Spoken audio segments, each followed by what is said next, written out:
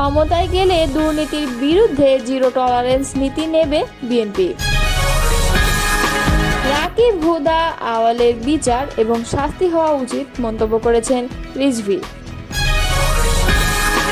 8 August দ্বিতীয় স্বাধীনতা নষ্টের ছাড় দেওয়ার এবং বিপ্লব বেহাতের কর্মযজ্ঞ শুরু হয়েছে, এমনটাই মন্তব্য করেছেন সারিস আলম। প্রধান উপদেষ্টার সঙ্গে সিইসি সাক্ষাৎ। এতক্ষণ শুনছিলেন সংবাদ শিরোনাম, এবারে বিস্তারিত।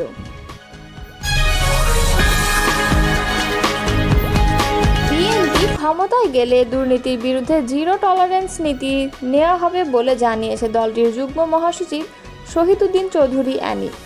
তিনি বলেন, দুর্নীতি দুঃশাসন আমাদের সমাজ ব্যবস্থাকে ধ্বংস করে দিয়েছে। স্বাধীনতার পর থেকে দেশের প্রশাসনের লাল ফিতার দৌরাত্ম্য দেখে আসছি কম বেশি।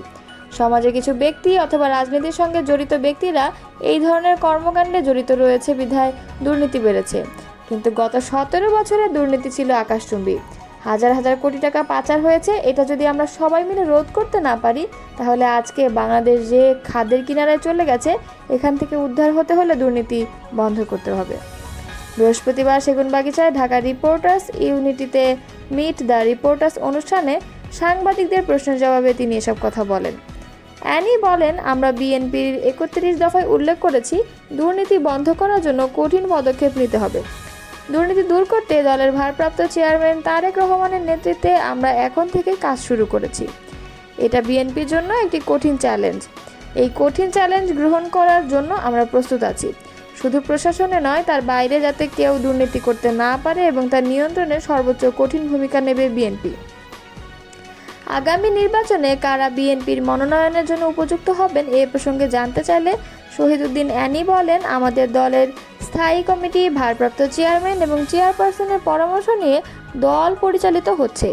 তাদের কাছে অনুরোধ করেছি, সারা দেশে নিজস্ব জরিপের মধ্য দিয়ে যিনি সবচেয়ে জনপ্রিয়, এলাকায় নির্বাচন করার জন্য উপযোগী হবেন, দীর্ঘদিনের রাজনৈতিক অভিজ্ঞতা রয়েছে, ত্যাগী, তাকেই দল বাছাই করে নেবে। আগে দুর্নীতি যা ছিল শেখ হাসিনার নেতৃত্বে তা 1000 গুণ বেশি হয়েছিল বলে মন্তব্য করেন অ্যানি। তিনি আরও বলেন, তিনি তার বাবার চাইতে কয়েক গুণ বেশি ফ্যাসিবাদী এবং কর্তৃত্ববাদী শাসন চালিয়েছেন। এরশাদের চাইতে কয়েক শত ডিগ্রি বেশি ফ্যাসিবাদ ছিলেন তিনি। আমরা এরশাদকে স্বৈরাচার বলি আর হাসিনাকে ফ্যাসিবাদী বলি। তিনি আরও বলেন, পাশাপাশি প্রেসিডেন্ট জিয়াউর রহমানের রাজনীতি দেখেন। তিনি উন্নয়ন এবং নিজস্ব কর্মসূচি দিয়ে রাজনীতি করেছেন।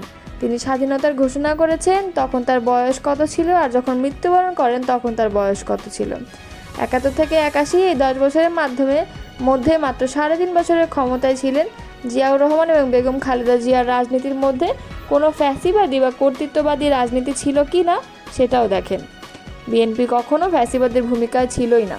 2001 থেকে 6 সাল পর্যন্ত বিএনপি রাষ্ট্র ক্ষমতা থাকাকালে অনেক ষড়যন্ত্র হয়েছে বলে দাবি করেন শহীদুদ্দীন অ্যানি।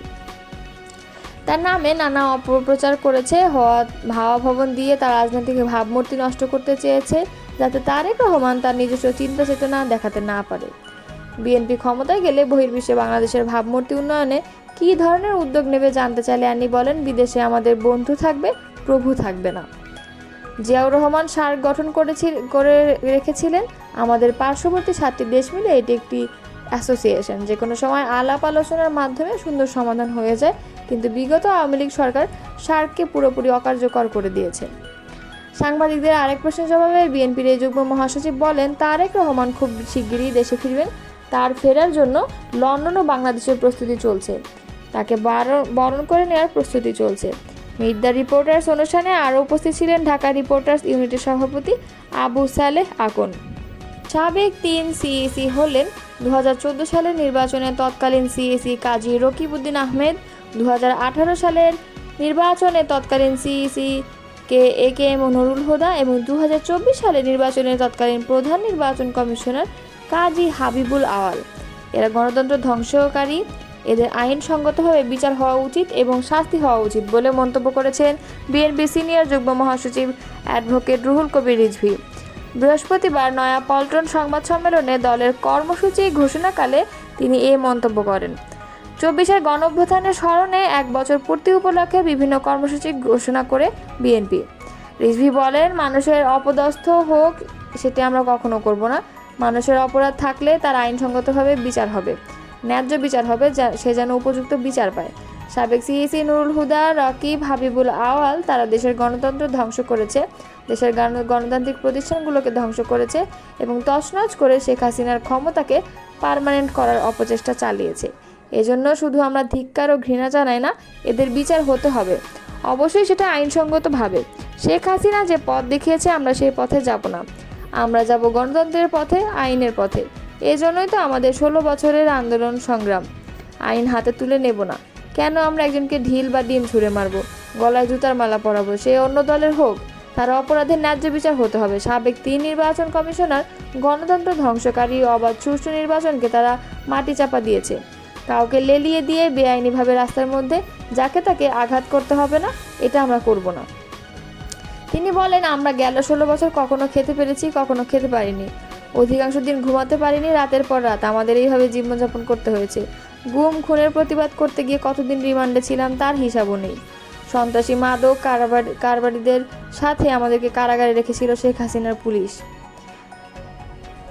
তার পরিবারে ছিল একচ্ছত্র অধিপতি, তার ছেলেমেয়েরা ছিল রাজপুত্র কন্যার মতো এদেশকে চালিয়েছে। ইচ্ছামতো জনগণের টাকা লুটপাট করেছে, সেই টাকা পাচার করে তাদের উত্তর প্রজন্ম যাতে সুখে শান্তিতে থাকতে পারে সেই কাজ তারা করেছে।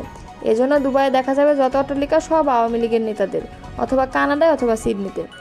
তিনি বলেন, শেখ হাসিনা বলতেন তার কোনো সম্পত্তি নেই, কিন্তু দেখা গেল পূর্বাচল সিটিতে তার নামে, তার মেয়ের নামে, তার ছেলের নামে, ভাগ্নির নামে এবং ভাগ্নির নামে 10 কাঠা করে প্লট।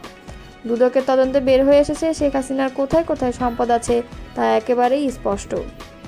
জাতীয় নাগরিক পার্টির উত্তরাঞ্চলের মুখ্য সংগঠক সার্জিস আলম এক ফেসবুক পোস্টে দ্বিতীয় স্বাধীনতা বিষয়ে তার মতামত প্রকাশ করেছেন। আজ নিজের ভেরিফাইড ফেসবুক অ্যাকাউন্টে দেওয়া এক স্ট্যাটাসে তিনি লেখেন, 8 আগস্ট দ্বিতীয় স্বাধীনতা শুরু হয়নি, দ্বিতীয় স্বাধীনতা নষ্টের, ছাড় দেওয়ার এবং বিপ্লব বেহাতের কর্মযজ্ঞ শুরু হয়েছে। এছাড়াও তিনি আরও উল্লেখ করেন, 5 আগস্ট জুলাই গণ অভ্যুত্থান দিবস এবং দ্বিতীয় স্বাধীনতা দিবস।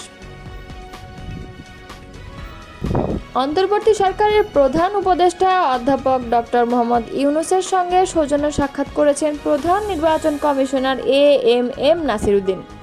বৃহস্পতিবার বিকেলে রাষ্ট্রীয় অতিথি ভবন যমুনায় ওই সাক্ষাতে মিলিত হন তারা। এর আগে নির্বাচন কমিশনের সিনিয়র সচিব আখতার আহমেদ জানান, ভোটার তালিকায় কারা যুক্ত হবেন তা নির্ধারণ করবে নির্বাচন কমিশন। এমন বিধান রেখে ভোটার তালিকা আইন সংশোধন করতে আইন মন্ত্রণালয়ে পাঠানো হয়েছে। 76টি আসনের সীমানা পুনর্নির্ধারণ চেয়ে পর্যালোচনা চলছে বলেও জানিয়েছেন তিনি। একই দিনে রাষ্ট্রীয় অতিথি ভবন যমুনায় ধর্ম মন্ত্রণালয়ের প্রতিনিধিদের সঙ্গে বৈঠক করেন প্রধান উপদেষ্টা। বৈঠকে চলতি বছরের হজ ব্যবস্থাপনা সুষ্ঠুভাবে সম্পন্ন করার ধর্ম মন্ত্রণালয় সহ সংশ্লিষ্টদের অভিনন্দন জানান তিনি। এছাড়াও আগামী বছরের হজ ব্যবস্থাপনা যেন নির্বিঘ্নে সম্পন্ন করা যায়, এখন থেকে তার প্রস্তুতি শুরু করতে ধর্ম মন্ত্রণালয়কে নির্দেশ দিয়েছেন তিনি।